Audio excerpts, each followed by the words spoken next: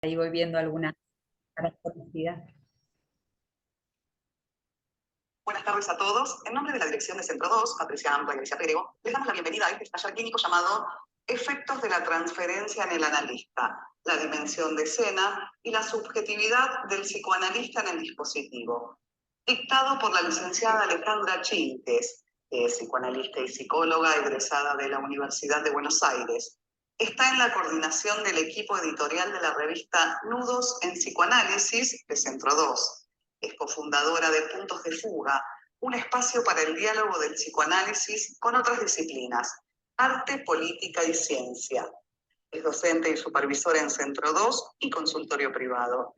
Realiza publicaciones de artículos vinculados a la temática del psicoanálisis. Ha trabajado con adolescentes en conflicto, con la ley penal y con familias vulnerables en programas de nación y en organizaciones no gubernamentales. Ha trabajado coordinando grupos de diversas edades, enseñando diferentes técnicas de movimiento. Mantiene la práctica de diferentes técnicas de movimiento desde hace más de 40 años. Le damos la bienvenida a la licenciada Alejandra Chinques. Bueno, muchas gracias por la presentación. Bueno, gracias por haber venido hoy nuevamente a nuestro encuentro. Tenía ganas de empezar esta segunda reunión haciendo un pequeño raconto de por dónde anduvimos la vez pasada, también para orientar un poquito a los que tal vez se están incluyendo hoy en el taller por primera vez. Y bueno, y para los que estuvieron la semana pasada, para ir refrescando un poco en dónde anduvimos y desde dónde vamos a partir.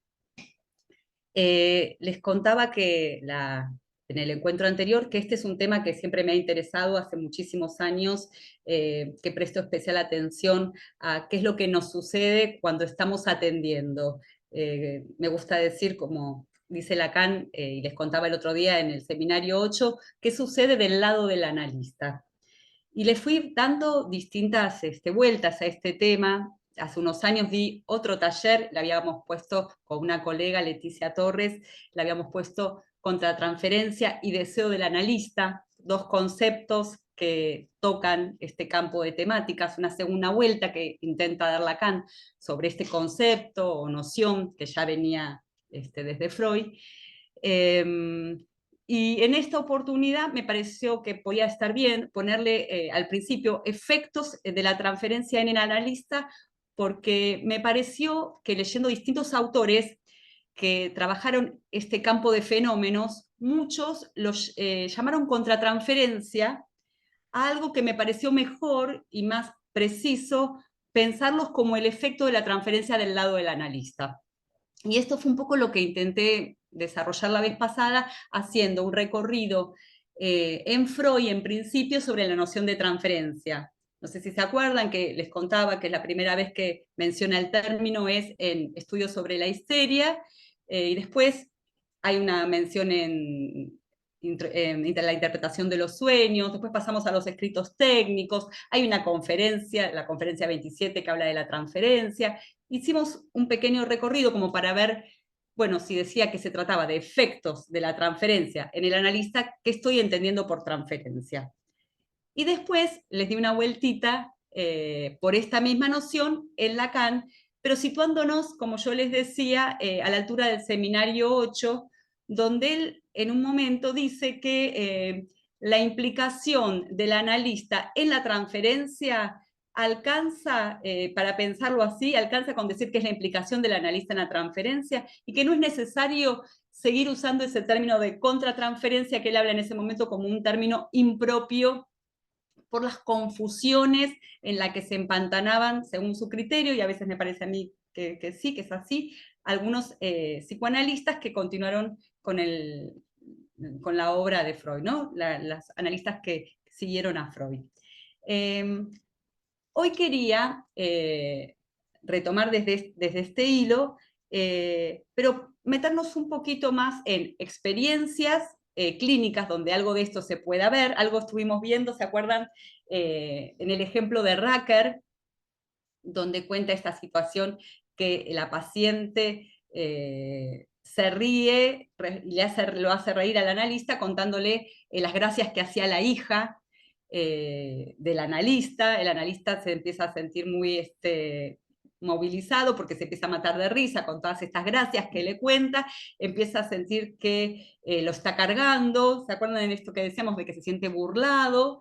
Y todo lo que pasa a partir de ese haber advertido que tenía estas sensaciones mientras estaba atendiendo.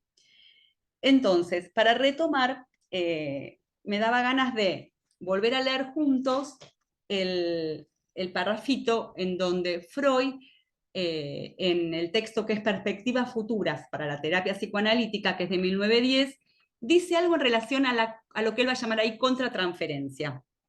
Se los quiero leer porque vamos a extraer de ahí una palabra. La frase es: otras innovaciones de la técnica atañen a la persona del propio médico. Nos hemos visto llevados a prestar atención a la contratransferencia que se instala en el médico por el influjo que el paciente ejerce sobre su sentir inconsciente. Y no estamos lejos de exigirle que la discierna dentro de sí y la domine. Yo creo que les comentaba el otro día que podríamos evitar, si uno leyera esta frase sin leer la palabra contratransferencia y la salteamos, podemos decir que le estamos prestando atención a lo que se instala en el médico por el influjo, la influencia que ejerce el paciente. Nosotros podríamos decir el discurso que escuchamos, el influjo que tiene en cada uno de nosotros, el discurso que nos es dirigido. Él dice acá sobre su sentir inconsciente. Como decíamos la otra vez, si bien Freud no va a mantener esta idea de que hay un sentimiento inconsciente, va a hablar de representaciones inconscientes, sí me parece muy interesante que da cuenta de que hay algo que nos está influenciando, como decimos a veces, que nos está tocando, pero no necesariamente es consciente. Que esto me parece que también es toda una vuelta. Estamos muchas veces contando situaciones cuando ya las pudimos advertir, ¿no? De algún modo ya son conscientes. ¿Qué es esto de algo que nos toca sin que nos vamos a decir, inconsciente en un sentido más descriptivo, sin que podamos advertirlo? Entonces, si nos toca algo y no lo advertimos, ¿dónde lo podríamos leer? Podría ser en un fallido, podría ser en un sueño, podría ser, bueno, como algunos analistas cuentan, en una reacción, en un acting, dicen, ¿no? Algunas analistas. Pero creo que acá hay todo un campo súper interesante que es, a veces nos damos cuenta de esto que nos pasa. Y también queda la pregunta, bueno, ¿qué efectos tiene eso que nos pasa cuando no nos advertimos? Me parece que es todo un territorio súper interesante como para seguir investigando. Yo les decía que nos vamos a quedar con una palabrita que es discernir. Porque la segunda parte que dice dominar, me parece que es la parte que es, bueno, como yo les decía el otro día, bueno, una vez que uno lo discierne, lo advierte, ¿qué hacemos con eso? Yo les decía, ¿qué lugar le damos? Acá Freud en este párrafo nos habla de un dominio, ¿no? Me parece que es una manera de pensarlo. Bueno, ¿qué querrá decir dominar? Dominar eso que advertimos. Cuando busqué en el diccionario discernir, porque me había enganchado mucho con esta palabra, encontré que se trata de distinguir o advertir, ¿no? Distinguir una cosa de otra, encontrar diferencias. También como sinónimos aparece apreciar, comprender, que es una palabra que a los lacanianos a veces mucho no nos gusta, lo de comprender, pero también dice entender, como poder captar cuál es la lógica de esto que está sucediendo. Por eso les decía que si bien el término es contratransferencia, después hay muchísimas cuestiones que se dicen al respecto de cómo definir la contratransferencia, me parecía valioso que Freud ahí está hablando, que algo nos pasa cuando escuchamos, y esto que nos pasa tiene que ver con un efecto del dispositivo mismo, por estar allí. En ese momento, él está muy interesado en que cada quien que iba a analizar, él decía, pase por la experiencia del autoanálisis. En nuestro caso, ¿no? Estamos hablando de la importancia del análisis. Y también creo, con todo el desarrollo que venimos haciendo, poder en estos momentos pasar por la instancia que nosotros le llamamos de supervisión, ¿no? Poder hablar de eso que sucede con un colega y de esa experiencia, de ese diálogo, poder advertir, poder discernir qué es lo que se está jugando. Yo preparé una especie de cuadro que le puse como síntesis, que quería que lo pongamos ahora para leerlo juntos y después trabajar algunos ejemplos y volverlo a poner al final, a ver si pudimos sacar las consecuencias de todo lo que venimos charlando. Entonces, le voy a pedir a Cintia, que me está ayudando, si me pone el cuadro. Yo le digo cuadro, pero en realidad es un Word con una... Acá está. Con una suerte de síntesis.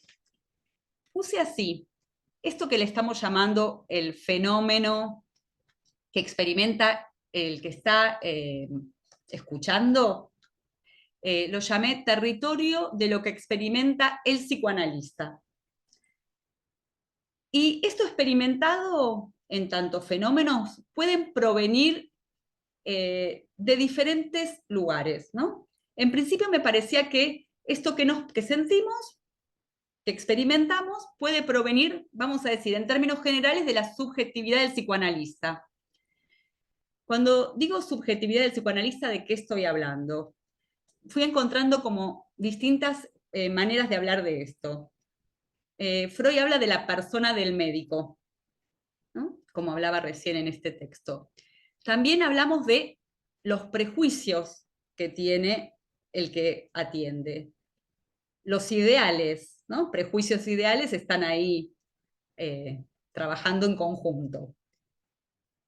En los puntos ciegos también, ¿no? Dice Freud, muchas veces estos prejuicios y estos ideales están como puntos ciegos para cada uno de nosotros porque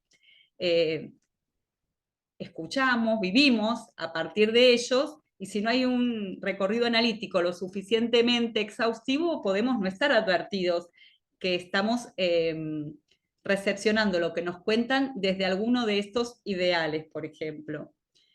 Y pensaba que, bueno, con Lacan podríamos agregar que son los diferentes posicionamientos fantasmáticos los que van a situar lo que va a ser la subjetividad de cada psicoanalista. Uno podría decir sus propios modos particulares de goce, sus propios modos de satisfacción. En este temita de las satisfacciones de la persona, del psicoanalista, creo que Bárbara Low, que yo les recomendaba para hoy leer ese artículo, es una analista que se metió con esto, ¿no? Después me gustaría que compartamos un poquito para ampliar este aspecto. Entonces, retomo. Podemos percibir, pueden haber fenómenos en este territorio que experimenta el psicoanalista que provienen de su subjetividad, vamos a decirlo así. Yo puse como algo, como un punto B, se los dejo para después. Ahora voy a pasar al punto 2, que es la transferencia. Puede proveer, o sea, que eso que nosotros percibimos proviene de la transferencia misma. Es ese entre que hay entre el analizante y el analista. A eso me refería con la dimensión de escena que puse en el título.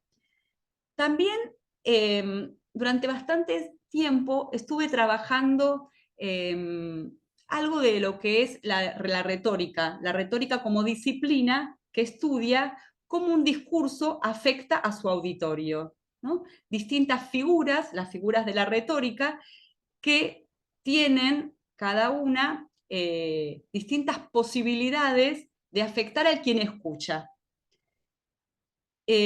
Cuando, bueno, lo estuve investigando, lo que me resultaba interesante es que estas maneras que tenemos de hablar, la retórica las analiza a nivel consciente, ¿sí? Y trata de hacer un uso, muchas veces en política, ¿no? Un uso estratégico de los distintos modos de hablar para lograr convencer al auditorio.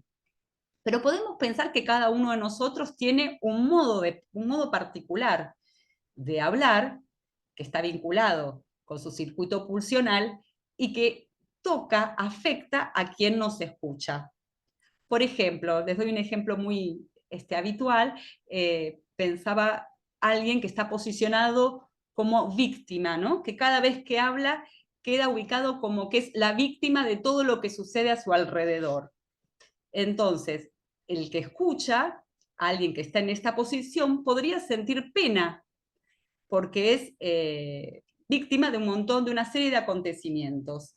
Entonces, esa pena que recibe el que escucha este discurso no está tal vez tan ligada a su propia subjetividad, a que es alguien que siempre siente pena, sino a que esta persona que le habla arma una estructura discursiva en donde el que lo escucha está, vamos a decir, con una tendencia a sentir pena por el que habla. No sé si mientras que yo voy comentando esto, capaz que se les ocurren ejemplos, porque elegí uno de esos ejemplos, me parece más habituales, más clásicos, que escucho muchas veces en las supervisiones e incluso me pasa en mi propia práctica. Entonces, retomando, experimentamos algo. Esto que experimento proviene de mi propia subjetividad, con toda la complejidad que eso implica, proviene como un efecto de ese mismo discurso,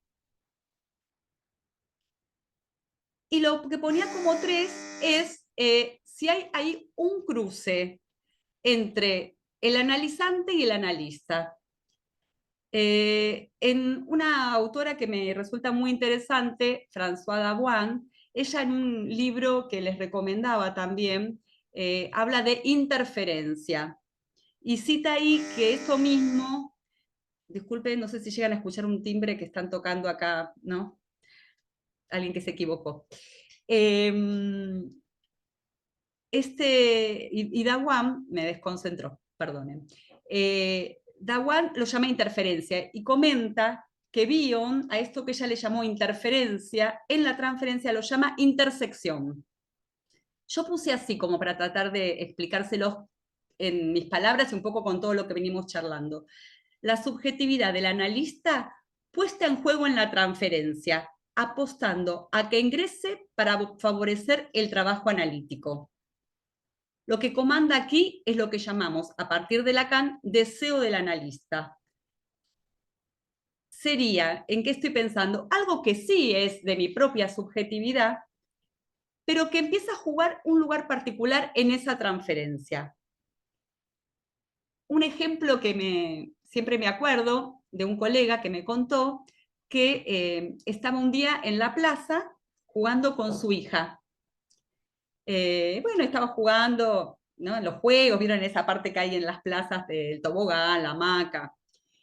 Resulta que viene un día uno de sus analizantes y le refiere que lo vio en la plaza, y bueno, y que eso lo había motivado para también conectarse de otro modo con su propia hija o hijo, no me acuerdo en este momento quién era, ¿no? Uno podría decir, un ejemplo como muy simple que cada uno de ustedes debe tener distintas situaciones. Algo que sí es de la propia historia, de la propia vida de ustedes, que es tomado por quien escuchamos, pero empieza a jugar a favor de ese tratamiento, ¿no? No nos vamos a poner a contarle de cómo es en este caso, si juega mucho, si juega poco, si fue la única vez tal vez que fue a jugar a la plaza, no es que juega siempre, pero para esta persona, bueno, era una persona, una madre que abnegada, que se dedicaba a jugar con su hija los fines de semana en la plaza y bla, bla, bla, y esto entró en ese tratamiento. Me parece que era otra dimensión súper interesante y de las que más me parece ricas como para después conversar. Yo puse en el punto B, algo que no lo abrí, puse así, como resto de su propio análisis, o como marca singular, lo que a veces también llamamos estilo. En el libro que les comentaba, que se llama Transferencia como Interferencia, de François Dawan, da unas charlas en Córdoba, y de estas charlas se hizo el libro. Ella habla en francés, menciona un término, y las personas argentinas, entre ellos estaba Raúl Vidal, que la había convocado, traducen la palabra que ella decía como lo que nosotros en lunfarno diríamos un berretín. Eso queda como una particularidad de cada quien. Yo cuando pensaba esto, se me ocurría que tal vez mi berretín es hablar de este tema, del tema de lo que le pasa al analista cuando escucha, porque hace años que estoy con este tema. Diría, bueno, evidentemente hay algo de mi singularidad que me hace prestar atención especial a lo que se siente, bueno, algo habrán escuchado un poco de mi recorrido, a lo que pasa en el cuerpo. Hace muchos años que estoy interesada en cuestiones que se refieren a las técnicas de movimiento, con lo cual esta cuestión me toca de cerca. Así que podría decir que es con lo que yo voy también a cada uno de los espacios de análisis que llevo adelante. En algún momento me anoté por acá otros ejemplos. Pensaba, ¿no? Del ejemplo de lo que sería propiamente de la persona del analista, ¿no? Se me ocurrió un ejemplo que, supónganse que ustedes almuerzan y después de almorzar les da sueño. Y se empiezan a dar cuenta que los pacientes que atienden después del almuerzo les resultan como que están cansadas, se aburren, ¿no? Como que hay algo de un bajón de la energía. Pero ahí pueden discernir, bueno, no, esto no tiene nada que ver con este paciente, tiene que ver con que el efecto que tengo por haber almorzado, y este horario es un horario complicado. Si uno lo advierte, bueno, puede decidir tomarse un descanso, almorzar más liviano, hacer algo con esto. Pero se hace muy necesario darle un lugar, porque a veces pasa que uno está medio cansado o adormecido y lo deja correr, sigue. Parece que por eso me parecía valioso discernir. Bueno, estoy con una suerte de adormecimiento. ¿Es por el horario? ¿Es porque este paciente o esta paciente, algo de este discurso, por algo mío, ¿no? De mi historia, me está planchando? Yo estaba bárbara hasta hace un rato y de golpe me dice algo y algo me está cambiando esta sensación, esta sensibilidad en la escucha.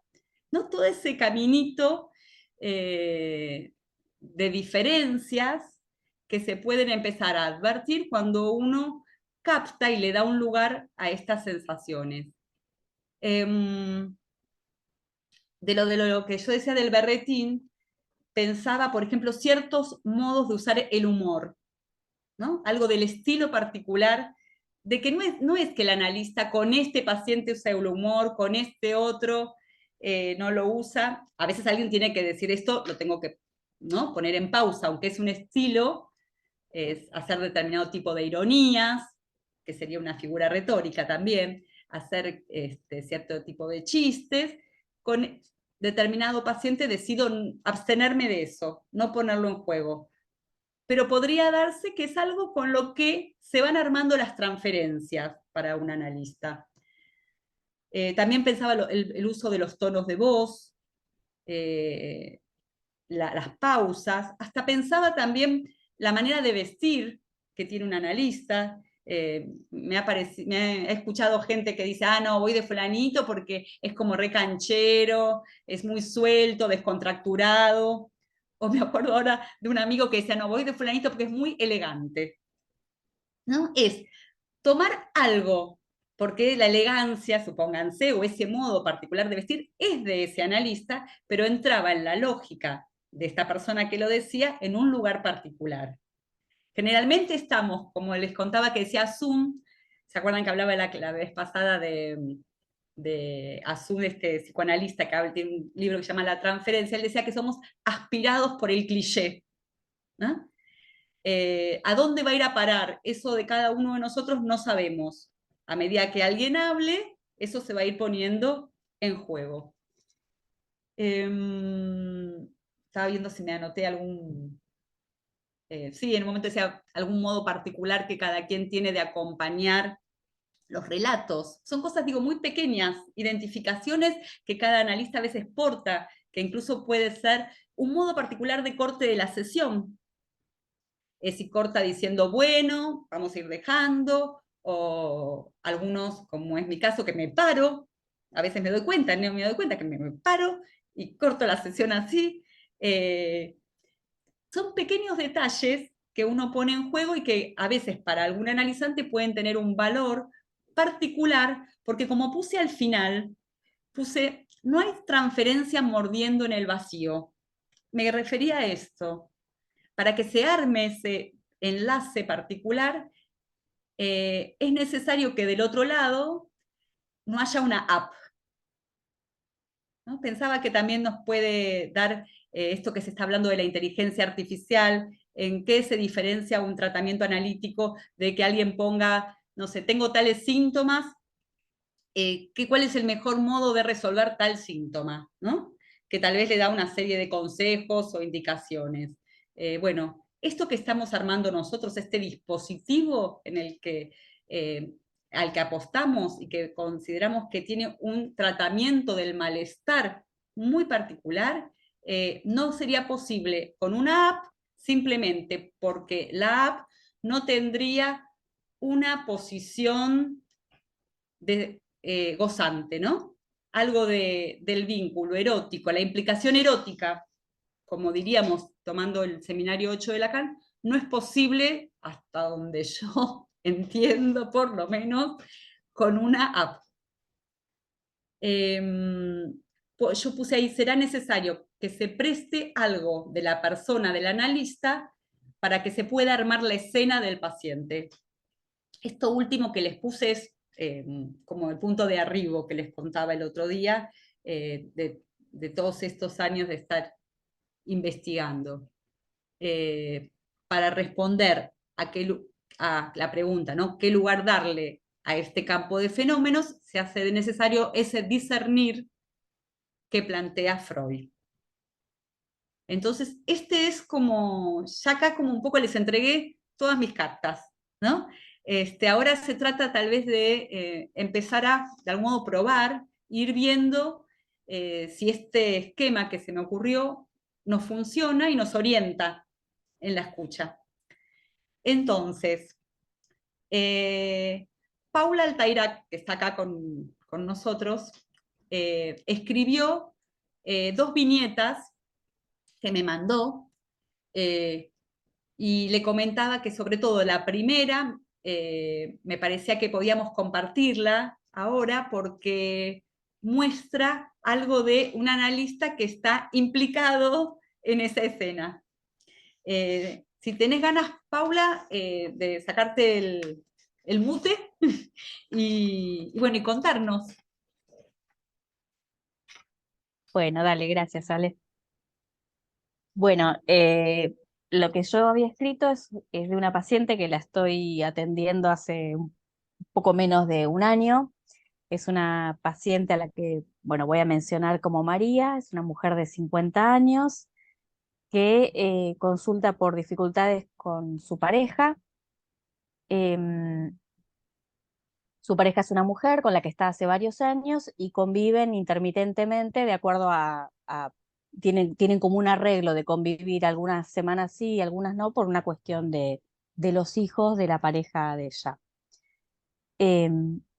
Lo que cuenta al momento de consultar es que le cuesta poder decirle a su pareja que no cuando no tiene ganas de hacer algún plan que implique salir con los hijos de la pareja. Tiene muy buena relación, pero en oportunidades no, no quiere hacerlo. Y lo que siente es que si ella le dice que no, que la pareja no la va a elegir más. En el transcurso del tratamiento empieza a hablar de la relación con su madre y la nombra a la madre como narcisista.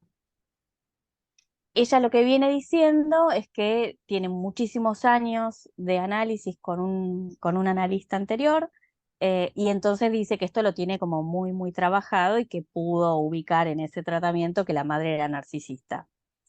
Y trata, o sea, trae diferentes escenas en las que lo que queda de manifiesto es el lugar que ocupan estos hijos para esta madre, más que nada como una falta de lugar.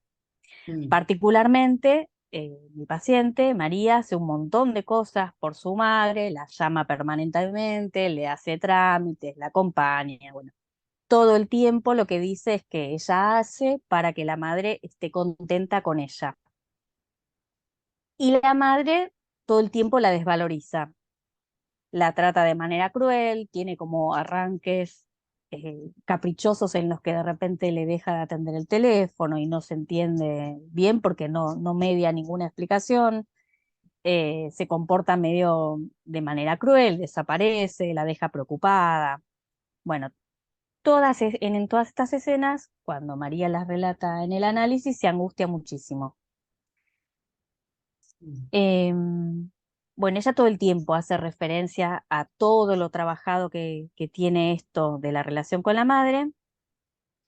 Y lo que ella dice es que, bueno, a esta altura de su vida y con tantos años de análisis, todo esto lo debería tener solucionado. A lo que se refiere es a la relación con su madre y a otros temas que le afectan, que es la relación también con la pareja y un tema de sobrepeso que, si bien lo tuvo siempre, se fue agravando en los últimos años. El trato que tiene ella en las sesiones conmigo es como de mucha confianza. Rápidamente, bueno, yo me llamo Paula y me dice Pau esto, ¿no? Como con muchísima confianza. Es una persona como muy alegre, hace chistes, es muy agradable atenderla. Y nos solemos reír bastante en el tratamiento porque tiene como un modo de decir gracioso, que es muy ocurrente. Y incluso cuando cuenta situaciones que quizás son bastante duras, lo cuenta de una manera graciosa. Pero en momentos donde más experimenta frustración, empieza a aparecer en el tratamiento, en estos momentos particulares, un tinte sumamente cruel, que es como un modo que yo se lo escuché cuando habla de cómo se dirige la madre a ella y a los otros, pero particularmente a ella.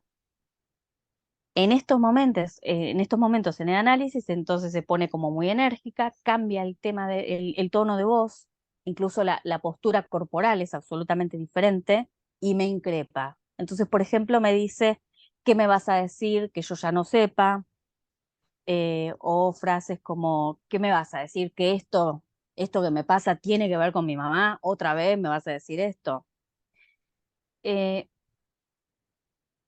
Primero aparece una vez, después dos veces, y a partir de que aparece un par de veces, le empiezo a ubicar que esta posición hacia el tratamiento es como la que tiene su madre con ella. Esto a ella la deja pensando y el efecto que tiene en mí como analista es que me permite lidiar mejor con esta sensación de incomodidad que yo sentía en ese momento, incomodidad, impotencia, sensación de que no estaba logrando nada. Eh, y bueno, pude ubicar que esto tenía que ver con algo de ella, pero que se actualizaba conmigo.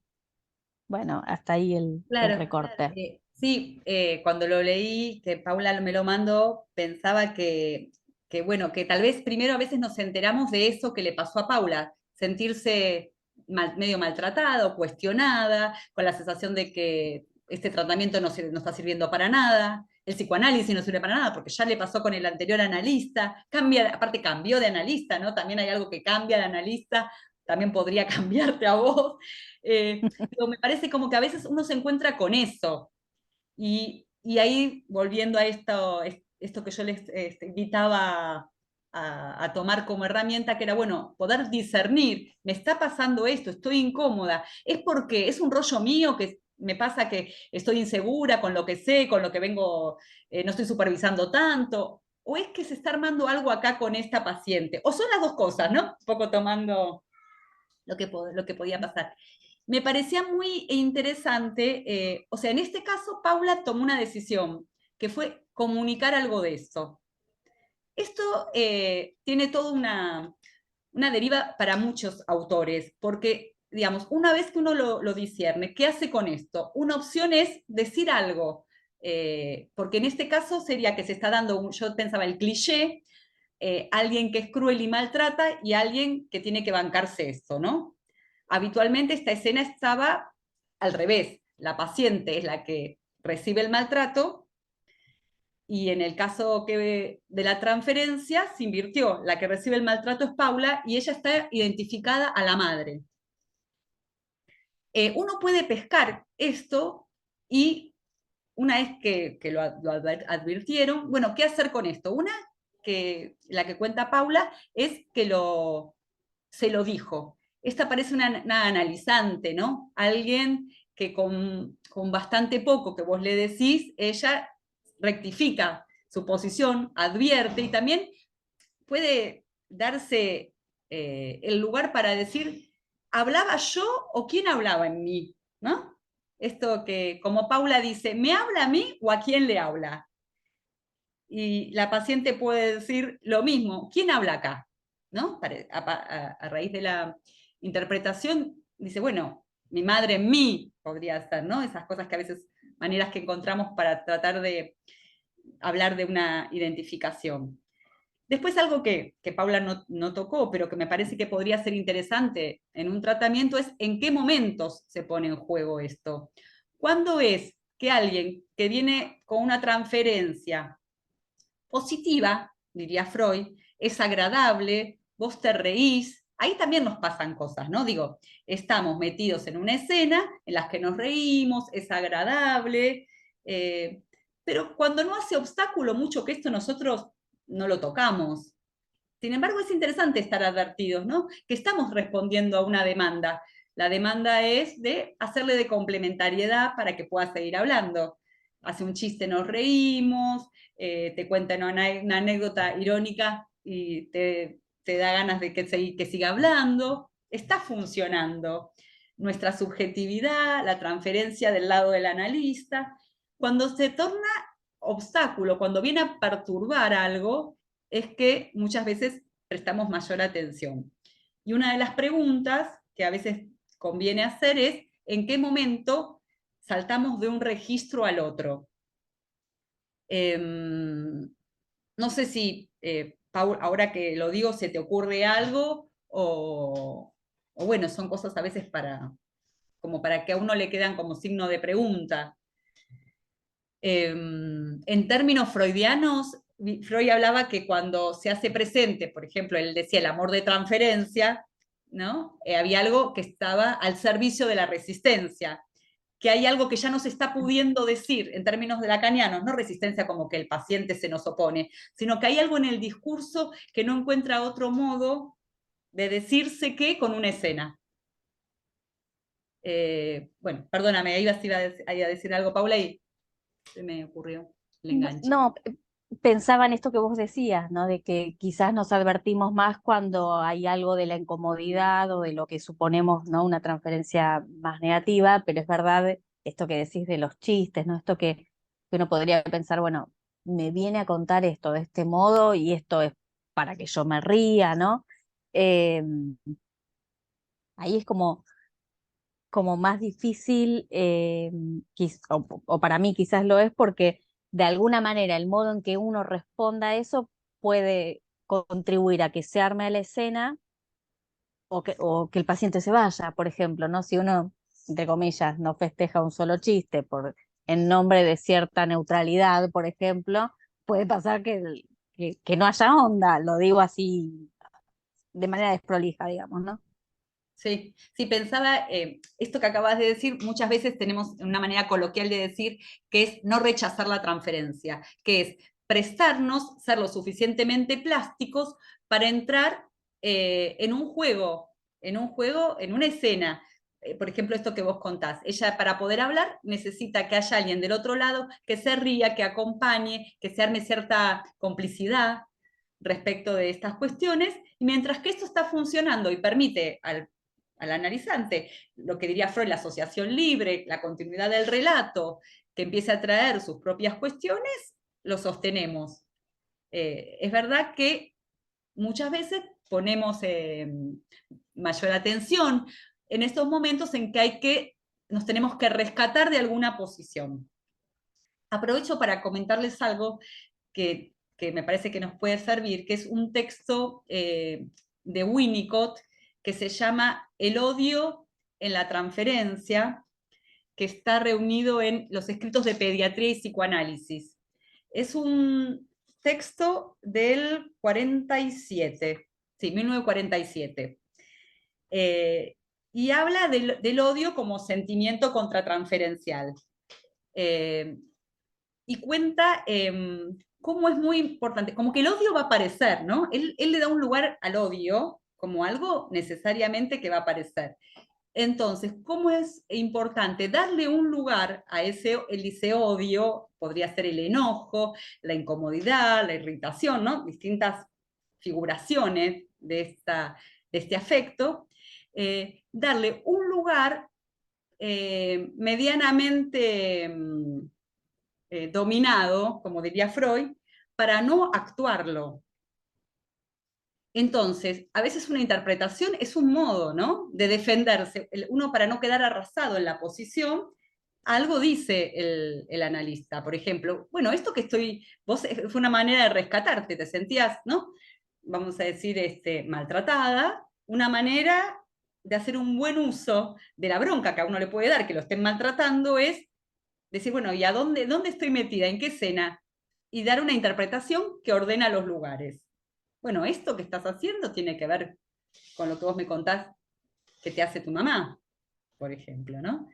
En un momento dice Winnicott que el final de la sesión, decidir el poder que tiene el analista de finalizar la sesión, puede ser una manera de usar ese odio a favor del tratamiento, ¿no? Si después lo pueden leer, el texto es muy, muy lindo, porque él cuenta que con su mujer habían adoptado a un joven que tenía muchos problemas, había sido abandonado, huérfano, que se escapaba de todas las instituciones, un pibe que muy quilombero, que hacía muchos problemas, y en un momento él decía que lo ponía afuera, cuando hacía tanto lío que no lo podían contener, lo ponía fuera de la casa, y mientras que lo llevaba, le decía, te odio, ¿no? Y lo dejaba afuera. Y el pibe, cuando se tranquilizaba, tocaba una campanita que tenía a mano, entraba, y dice, una vez que entraba, no se hablaba más. Seguíamos la vida. Más allá si uno está de acuerdo o no con el método, que cuando lo leí un poco me impresionó, pero lo que él decía es que decirle algo al pibe lo rescataba a él de que su odio lo haga dañarlo, ¿no? Me pareció que ese concepto era hacer algo, ubicar en algún lugar este odio, este enojo, esta recepción, vamos a cambiarlo de afecto, esta recepción de lo que está sucediendo, darle un lugar para no actuarlo, como decimos, para no producir un acting out, se dice a veces, ¿no? Para no producir un acto que vaya en la línea de más repetir la escena del paciente que estarla analizando. En lo que yo en el cuadro que hice, no sé si estás de acuerdo, Paula, me parece que está más presente en lo que decíamos el punto 2, que sería ese entre el analizante y el analista, ¿no? Tu sensación parecería vinculada a la implicación que tenés simplemente por ser parte de la transferencia.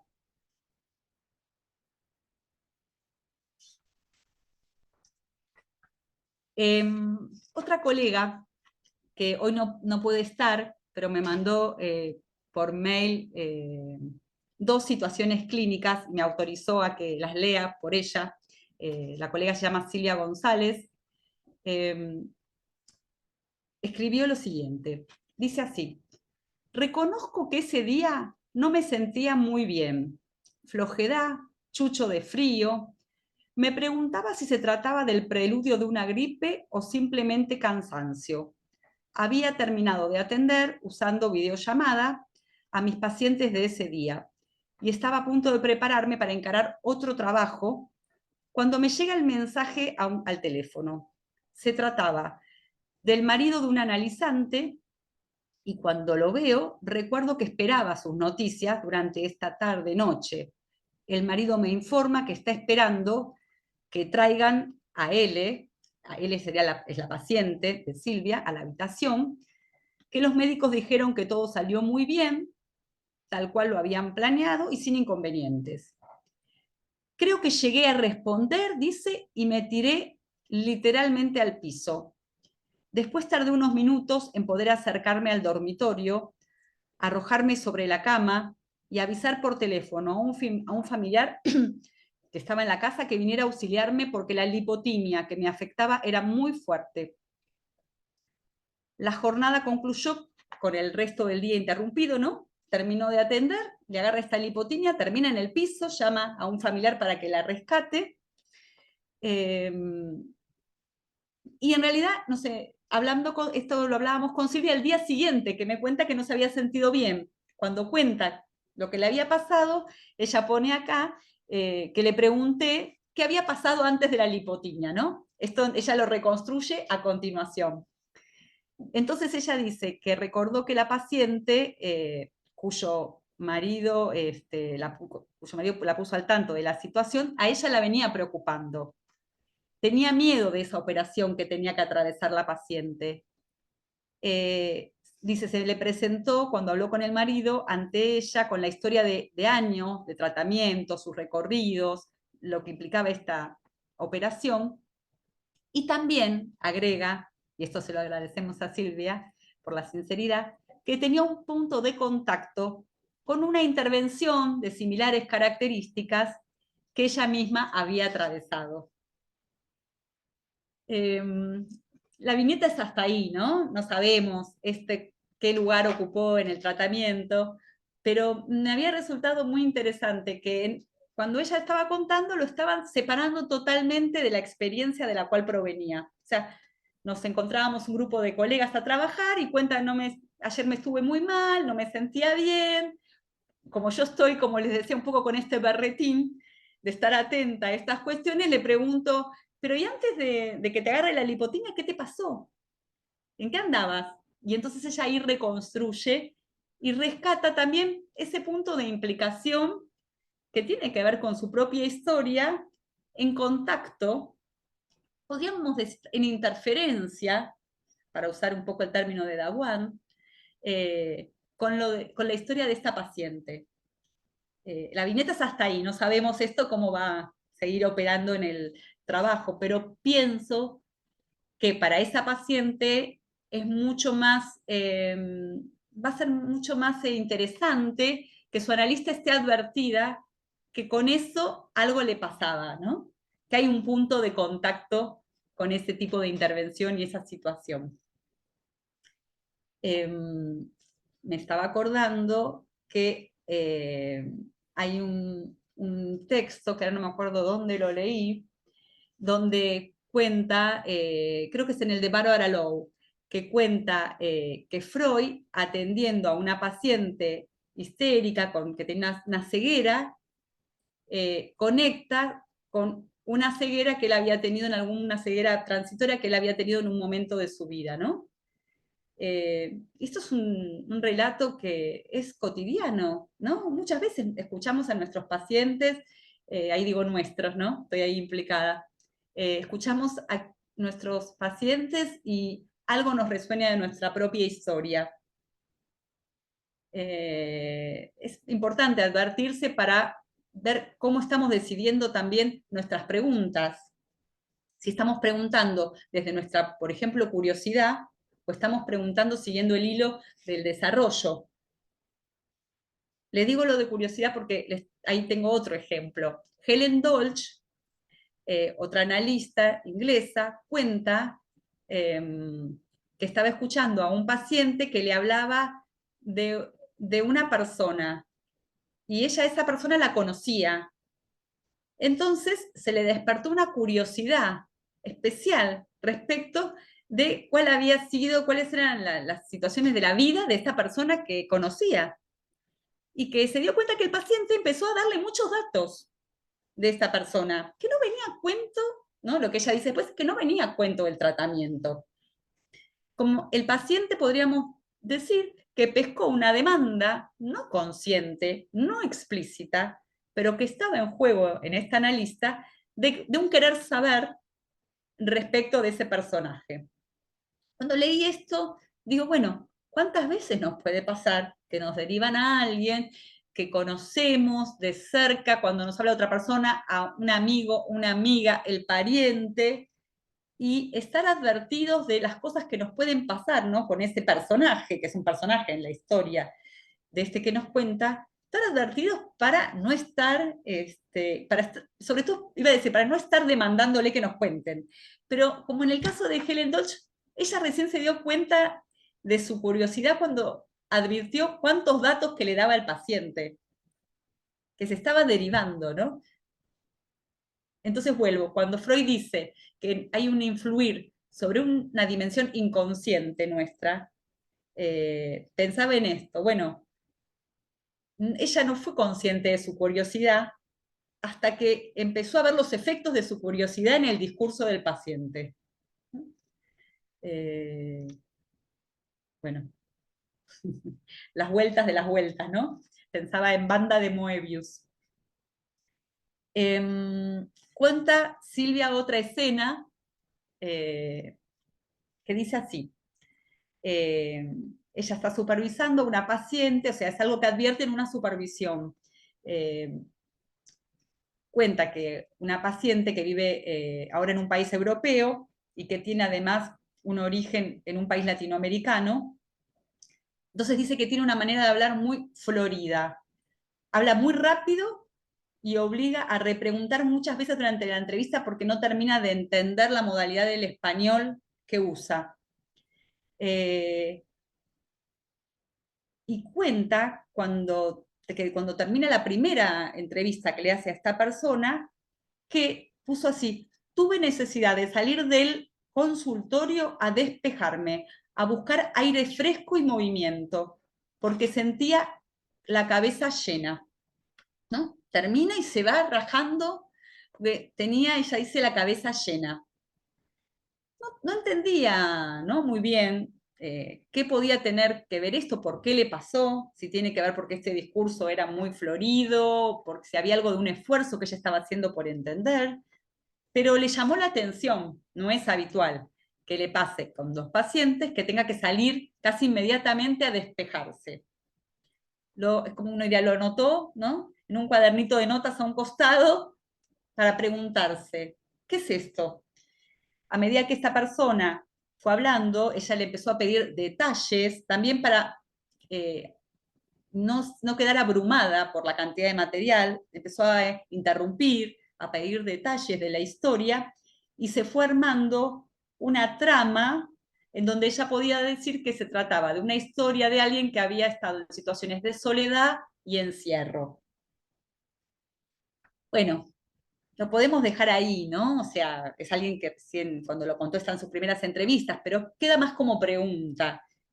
¿Algo de ese encierro fue mostrado en el mismo modo que tenía de contar las cosas? Y esto quedó percibido, quedó capturado en el cuerpo del analista, que necesitó salir corriendo a despejarse. La verdad que se los pondría más en estado de pregunta. Son así como lo de la lipotimia. Ella también pone, tenía flojedad, chucho de frío. Diga, bueno, ya venía mal. Ese efecto directo del llamado, esa continuación,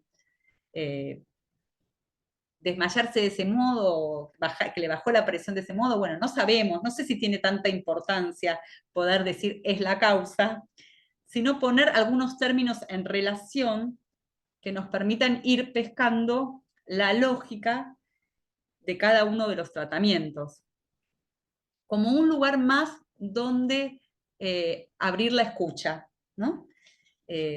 Con Lacan ya sabemos que no tenemos que ir a buscar en los personajes de la realidad, ¿no? Nos habla de la madre, del padre, del tío, no nos importan estas personas, qué es de estas personas en la realidad. Nos importa el relato. Nuestra materialidad es el relato mismo. Entonces, la escucha de ese relato es el lugar privilegiado donde vamos a poder entender cuáles son las coordenadas del padecimiento de este o esta que nos habla. También me parece que lo que nos va pasando, como digo yo, estos fenómenos, este territorio de lo que se experimenta mientras que se escucha, también es un lugar que nos puede permitir algunas lecturas y tal vez algunas posibilidades de intervención en la escena misma, en el acto mismo. En el acto pensé por la puesta en acto, como Lacan define la transferencia en el seminario 11, dice, no es la puesta en acto de una ilusión para desprenderse de los que pensaban que la transferencia era un como sí, en realidad esto no es con nosotros, es que nos están transfiriendo las imagos primordiales. Dice, no es la puesta en acto de una ilusión, sino la puesta en acto de la realidad sexual del inconsciente. Bueno, eso es todo un montón, pero sí me voy a quedar con la idea de puesta en acto, con esta dimensión de escena, ¿no? Hay algo que se está jugando ahí y con nosotros.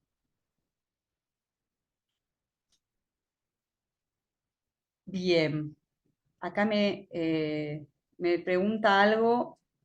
Me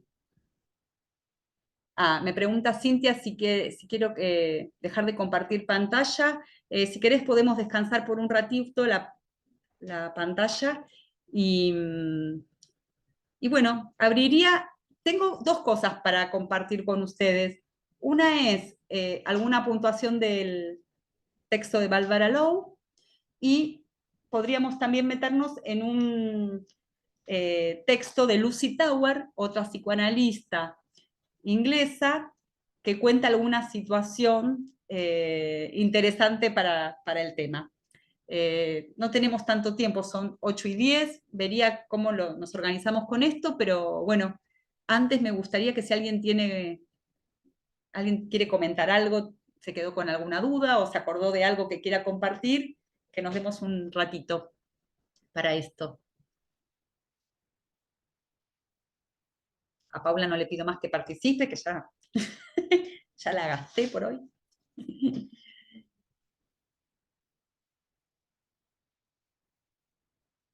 Si tienen ganas, si no, avanzamos y en un ratito me avisan cuando se les ocurra algo como para compartir. Estoy mirando porque tengo acá, los tengo en pantalla, los veo a todos muteados, así que bueno, tal vez sigo un poco más, ¿sí? Del texto de Barbara Lowe, que es de 1935. Barbara Lowe fue contemporánea de Freud, y hay algo, Freud la hizo conocida porque tomó de ella el concepto de principio de nirvana, ¿sí? Para el principio de inercia, para pensar pulsión de muerte, tomó de un texto de Barbara Lowe esa noción. También al mismo tiempo estaba ahí relevando un poco de la vida de ella y parece que escribió una especie de introducción o compendio de cuestiones de psicoanálisis y Freud estuvo muy contento, muy de acuerdo con cómo ella presentaba como la doctrina psicoanalítica, con lo cual me parece una voz autorizada desde Freud por lo menos. Ella, le voy a leer algunas partecitas que me interesaron. Dice así: se presume que el analista es alguien que puede reconocer y manejar satisfactoriamente las influencias de su propio inconsciente. Alguien capaz de dominar su propia psique a través de su análisis. Estamos en 1935.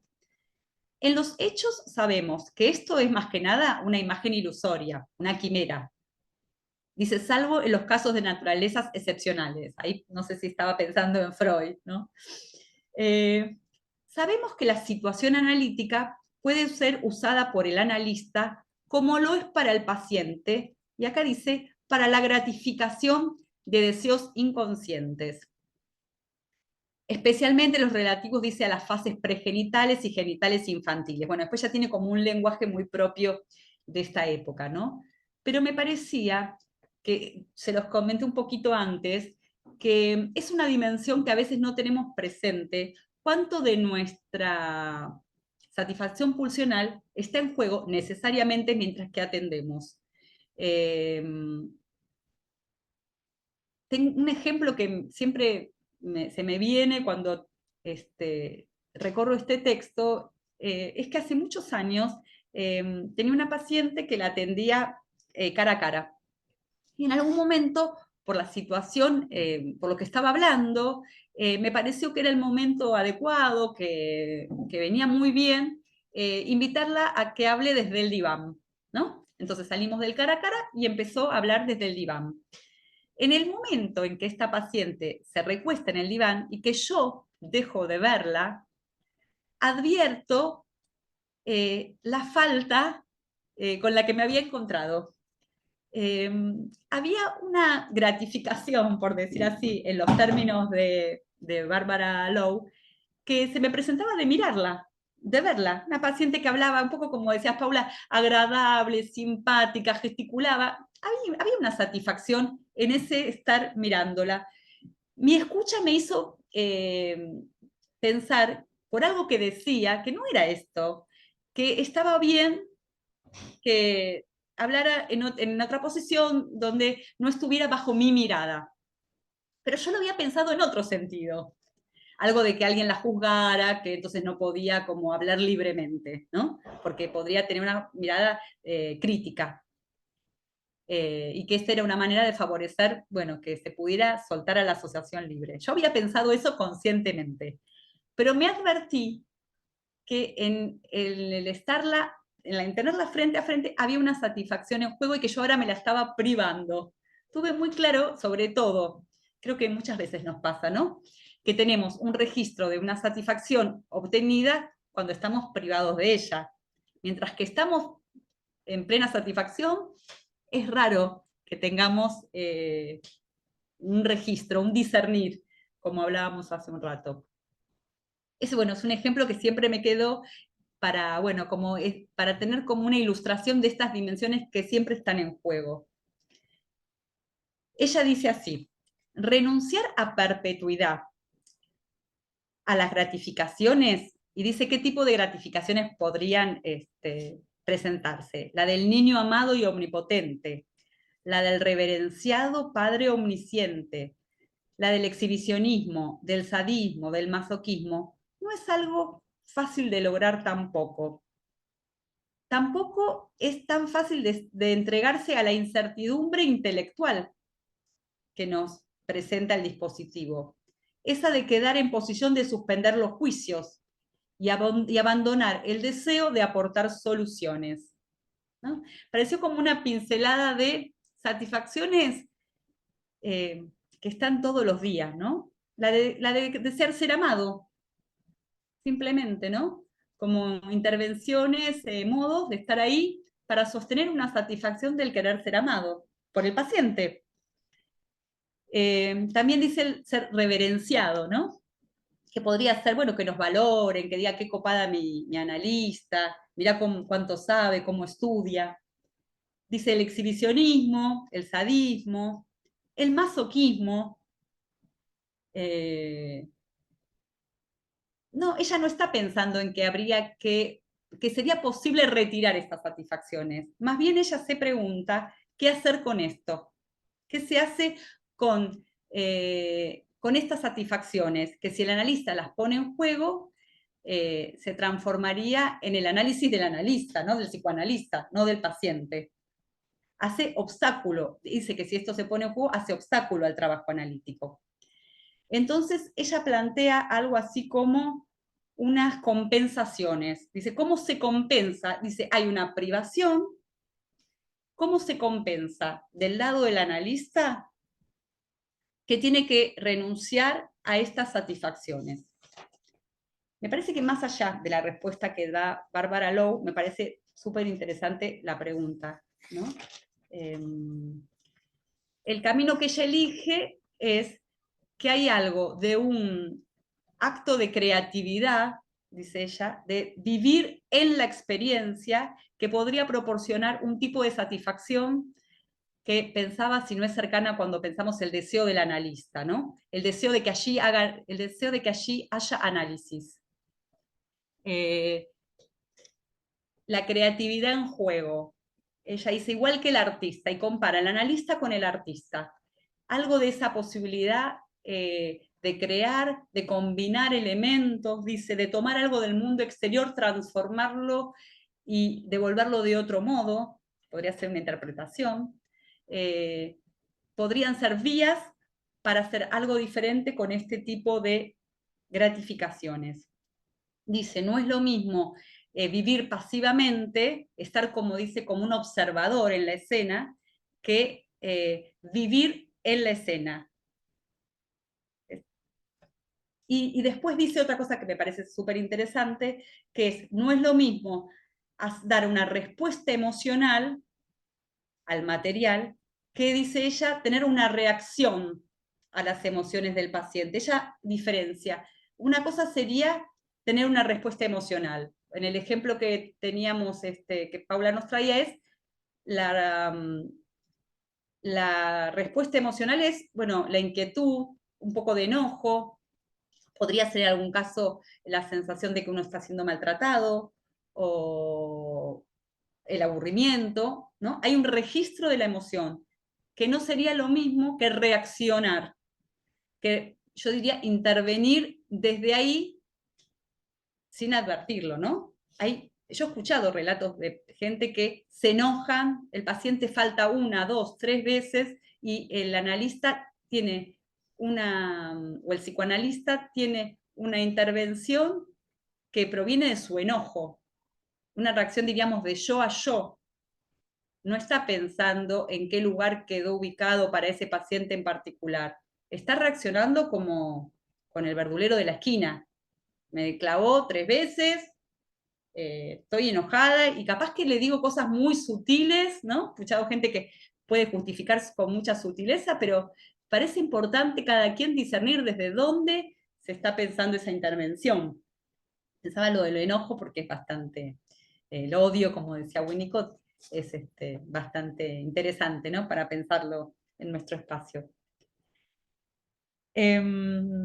Bueno, todo esto yo lo ubicaba, si querés ahora sí, Cintia, podemos poner de nuevo el cuadrito, lo ubicaba en el punto 1, ¿no? Que sería esta dimensión de la subjetividad del psicoanalista. ¿Qué se hace con eso? ¿Dónde se lo ubica?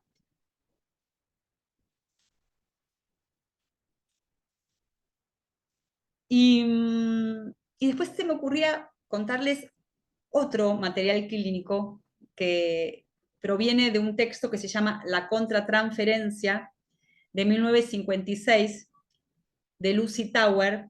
Lucy Tower la conocemos los que venimos con una formación lacaniana porque en el seminario 10 Lacan se retira algunas clases y un grupo de analistas trabajan, unas analistas inglesas que hablan sobre la contratransferencia. Y hay unas presentaciones, unas puntuaciones sobre este texto. Lucy Tower nos cuenta que hace mucho tiempo recibió una paciente que fue referida, dice, después de una reacción cuasi psicótica en un análisis, con una persona sin entrenamiento, alguien como sin experiencia, recibe una paciente muy grave. Esta paciente estaba totalmente enfurecida por haber sido derivada, o sea, la derivan a ella, pero estaba enojada con que la habían derivado, dado la frustración de sus demandas hacia el terapeuta anterior. Se había quedado enojada con el terapeuta anterior. Dice, por momentos me irritaba su maltrato, pero dice, pero la mayor parte del tiempo sentía cierta simpatía por esta paciente. Me interesaba genuinamente ayudarla. Y me sorprendió un poco mi capacidad, dice, para controlar mi irritación hacia ella. Finalmente llegué a comprender que lo que era, en términos generales, una actitud terapéutica deseable, presentaba también cierta complicación, dice ella, contratransferencial. Ella después se va a referir a que la posición que tenía era la posición que ella consideraba que era la posición correcta, que era tener una paciencia infinita. Entonces, ella, bajo la idea de tener esta paciencia, dice, infinita paciencia, sostenía reiteradamente estas situaciones de maltrato de la paciente. Y se lo autojustificaba así, decía, estoy haciendo las cosas correctas, según dice la doctrina. Esta es la posición indicada del analista.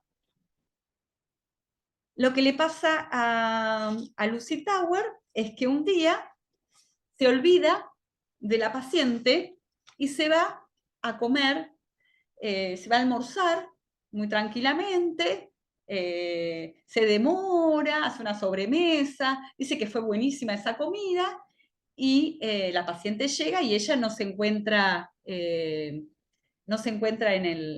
el consultorio, pero había dejado la agenda medio abierta, como que la paciente también se da cuenta que ella la tenía registrada, pero que no estaba. Estoy buscando dónde está quería leerles directamente cómo lo dice ella. Es muy interesante.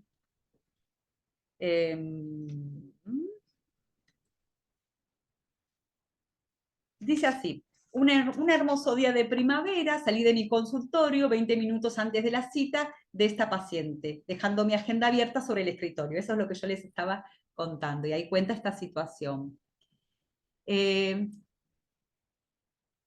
Entonces, era obvio que yo había olvidado su cita, expresa e inconscientemente.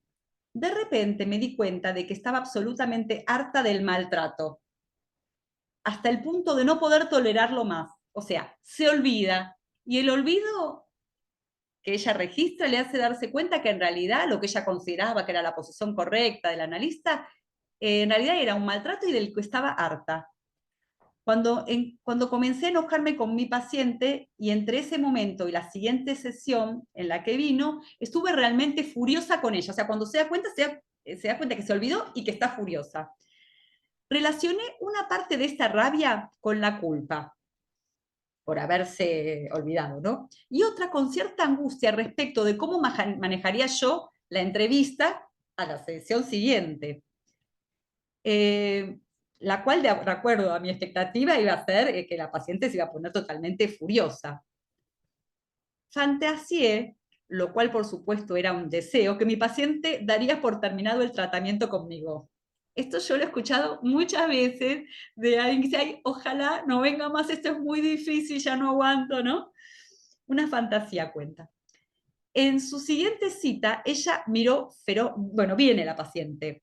Ella no la llamó, tomó la decisión de no llamarla. La miró ferozmente y dijo, con tono de acusación, ¿dónde estuvo ayer?, le dice la paciente. Tan solo dije, lo siento, lo olvidé. Comenzó a agredirme, diciendo que sabía que yo había estado ahí poco tiempo antes, y siguió con su acostumbrada vituperación. Seguían los maltratos. No hice ningún comentario, sintiendo en términos generales que era mejor no decir nada. Esta situación se prolongó por unos 5 o 10 minutos, y de manera abrupta ella se detuvo. La paciente, ¿no? Se detuvo. Se produjo un silencio mortal. De repente se empezó a reír y dijo, bueno, en realidad, doctora Tower, no puedo decir que la culpo. Ella dice que a partir de ese momento entraron en otros terrenos mucho más profundos del tratamiento de esta paciente. Tuvo un efecto como de desarmar esa posición en la que se repetía, diría, en transferencia, una escena de maltratador, maltratada, que a partir de que ella se advierte de estar en esta posición, ahí está ese olvido, con el olvido se lo cuenta, ¿no? Parecería ser que el olvido le contó a la paciente algo de lo insoportable de esta posición, simplemente ella acusó recibo, ¿no? Dijo, lo siento, me olvidé, fue lo único que dijo, y bueno, según cuenta ella, eso tuvo el efecto de, bueno, esperado, ¿no? De que el tratamiento continuara de mejor modo, pudiendo salirse de esa escena. Lo pensaba cuando leía esto como que podía ser un caso totalmente diferente, en una paciente muy distinta del caso de Paula. Paula pudo decir algo, pudo señalar una identificación y eso hizo que el tratamiento volviera a otro tipo de curso, ¿no? Se reencaminó. Y en este caso, si ella hubiera dicho más, si lo hubiera señalado, tal vez una identificación, bueno, según piensa, parece Lucy Tower, hubiera complicado más las cosas, que había que decir poco.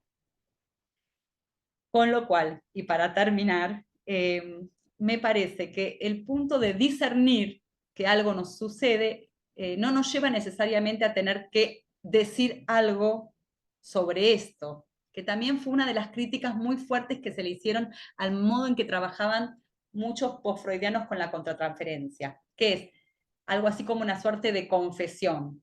Le decían, yo estoy sintiendo A, B y C y esto tiene que ver con usted. ¿no? Considerando que ellos que eran personas suficientemente analizadas, todo lo que sentían tenía que ver con el paciente, como que estaban depurados de sus propios sentimientos. Este es como el modo más banal en que se ha a veces reproducido el manejo de la contratransferencia como herramienta. Pero les cuento que leyendo realmente a los autores, Paula Heyman, Lucy Tower, Margaret Little, Manny Kirle, que lo toma Lacan en el seminario 8, bueno, Barbara Lowe, Winnicott, siempre son muy cuidadosos que la intervención no sea una reacción, como abrir ese espectro, ¿no? Pensar ese campo del fenómeno, de lo que vive, de lo que siente, de lo que piensa el analista, para darle algún lugar en el tratamiento. Eso para mí fue una novedad que me permitió, bueno, salir a veces de los autores habituales y empezar a leer otros que tenían, bueno, formaciones diferentes con las que yo venía estudiando. Bueno, un poco hasta acá era lo que tenía ganas de transmitirles. No sé si, bueno, si ha sido claro, si alguien tiene ganas de ahora hacer algún comentario. Son y media, pero si tienen ganas, 10 minutitos más. Para los que tengan tiempo, podemos quedarnos intercambiando. Y bueno, diciéndome también qué piensan de esto, si lo ven así, sin nada que ver.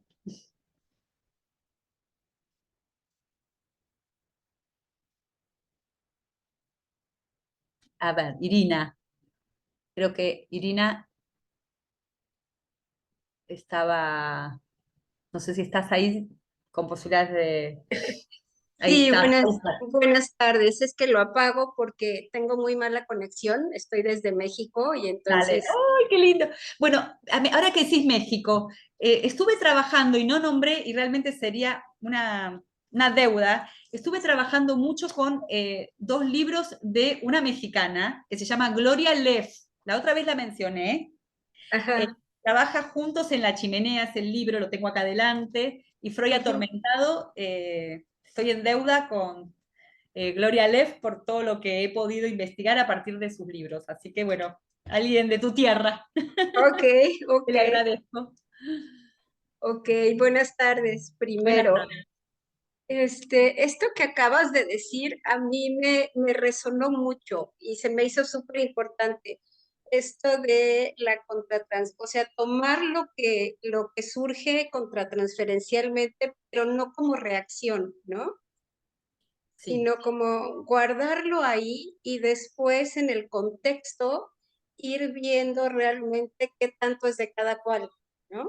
exactamente. Creo que ese discernir a veces lo hacemos en la sesión, a veces lo hacemos en nuestro análisis, a veces en un espacio de supervisión, a veces simplemente en el colectivo, acá le decimos colectivo el bus, que no se nos viene alguna escena con alguno de los pacientes. Sí.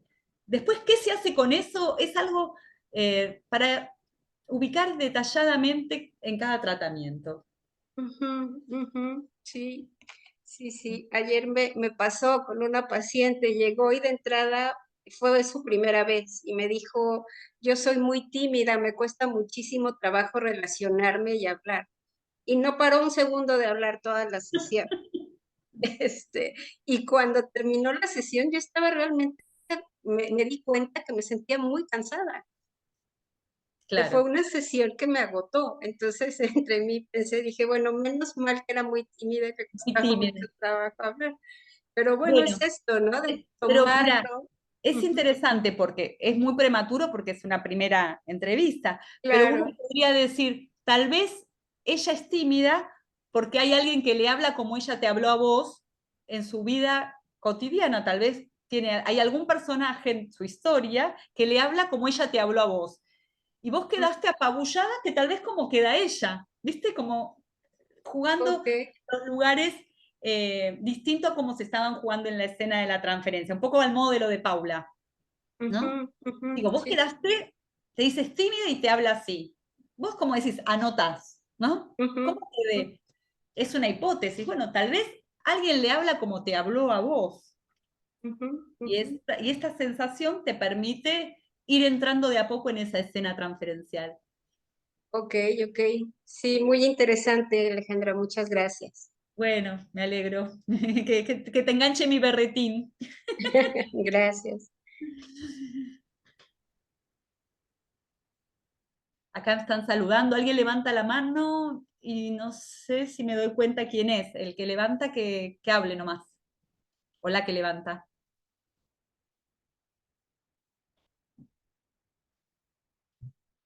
A ver.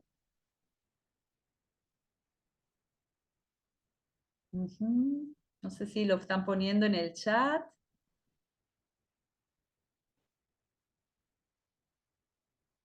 Bueno, me parece que ahí bajó la mano la persona que estaba con la mano levantada. Bueno, estaba mirando la hora y capaz que hay varios que tenían pensado que esto concluía a 20:30, que es el horario acá en la Argentina, y bueno, y tienen otras cosas para hacer. Si les parece, ponemos un punto por hoy, los que tienen ganas de que la sigamos. Creo que tienen mi mail, no sé si, Cintia, si andás por ahí y querés poner de nuevo mi mail por si alguien me quiere escribir y quiere Sí, compartir estoy, alguna estoy idea. acá, Alejandra. ¿Me lo Ay, podrías, buenísimo. sí, me lo podrías escribir, por favor, por WhatsApp? Sí, Así lo puedo Ale, poner en la mira, conversación. se los voy diciendo y capaz que es Ale Chinques, Ale de Alejandra, Ale Chinques, todo junto, @yahoo.com.ar. Disculpa, ¿podrías volver a repetir el nombre Sí, del libro para echarle ah, un ojito el de tu, me de sale mi decirlo con paisana? sí, se llama Juntos en la Chimenea, Ajá, Gloria Leff. ok, El otro libro, se llama así, de subtítulo, La contratransferencia, las mujeres analistas y Lacan. ok, Y trabaja Lucy Tower, Barbara Lowe, Margaret Little, y trabaja cómo fueron entrando en el seminario 10 de Lacan estas autoras. ok, ok. Una discusión posterior que hay con Miller, es bien interesante el libro. Después, ahí lo vas a conseguir fácil en México, supongo. Sí, sí, Hay sí. otro libro que escribió posterior que se llama Freud atormentado y habla sobre una paciente que lo tenía atormentado a Freud y todas las cuestiones que se dieron en relación, podríamos pensar, a la contratransferencia en Freud, ¿no? O todo lo que le pasaba a Freud atendiendo a esta paciente, por eso dice atormentado. Ok, ok.